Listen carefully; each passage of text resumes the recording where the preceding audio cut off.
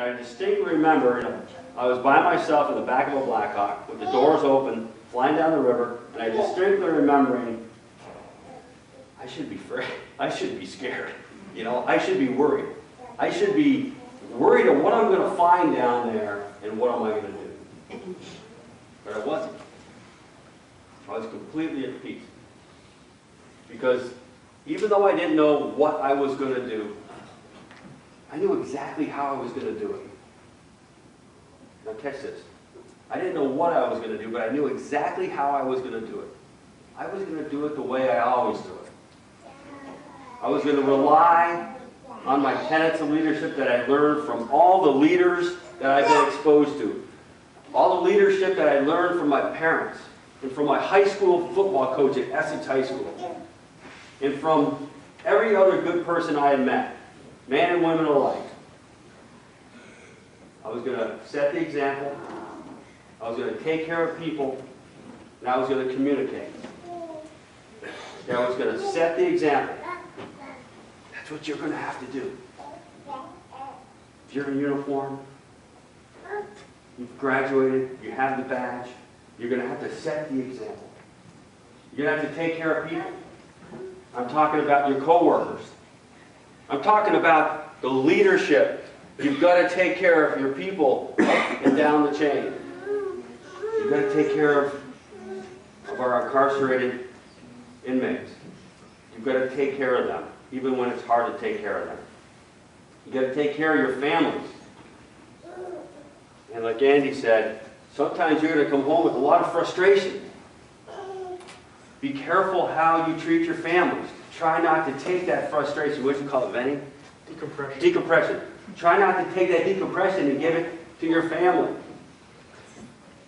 And think about it in advance, so you probably don't bring some of that stress home. Because I have a stressful job. And if I brought all my stress home, you know, it'd be tough on my family.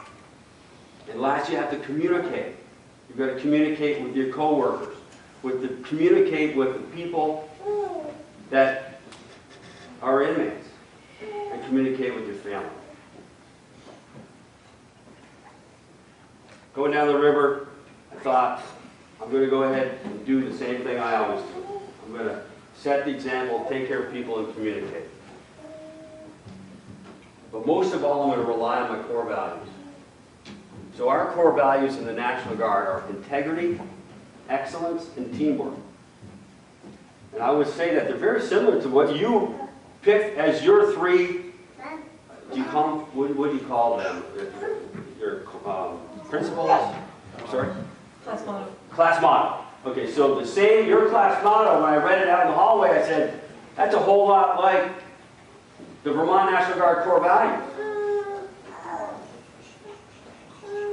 If you get in ambiguous situations, and you will be in ambiguous situations, because leadership is all about the gray area. The black and white stuff's easy. It's black, it's white. Make a decision. That's not the problem. The problem is when you're in the gray area. And you've got to go back to those class motto, to your core values, to think about, okay, honesty, consistency, respect. Am I living my life by that class motto? Am I treating the inmate by that class motto? Am I treating my family by that class motto?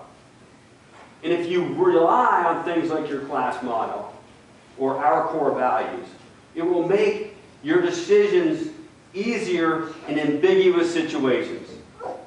Because you'll have something to gauge that decision on. Because here's the last piece, and I'm done. You're going to be confronted with ambiguous situations. And what you need to prepare yourself mentally for is to operate outside your comfort zone. Hey, we recently finished having 3 teenage daughters. You want to talk about operating outside my comfort zone? I kept saying to my wife, why are they doing this?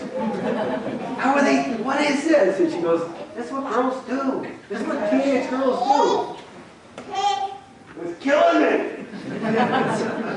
Now they're 20, 21, and 22, and it seems like they've You know, it's becoming easier again.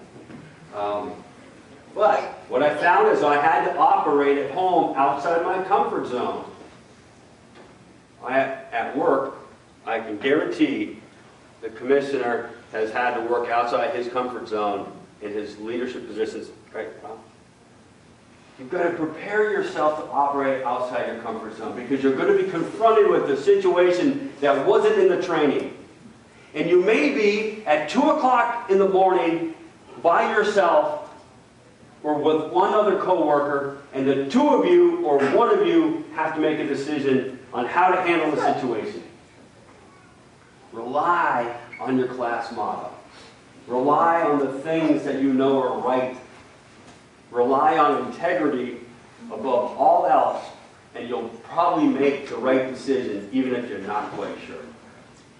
But you have to have something to operate on. It's just like when you're dealing with your kids or your spouse. If you rely on that class motto, if you're dealing with your family or a loved one, you're probably going to make the right decision even if you're operating outside your comfort zone. Does that make sense? Yes, sir. The last thing I want to say is, like I said to you in the hallway, I'm proud of all of you. I'm proud that you would sign up for a very difficult position. And never forget who you represent. You represent the citizens of the state of Vermont, and we're proud of you. And sometimes we don't do a good enough job of thanking you for what you're going to do. Well, hear it from me.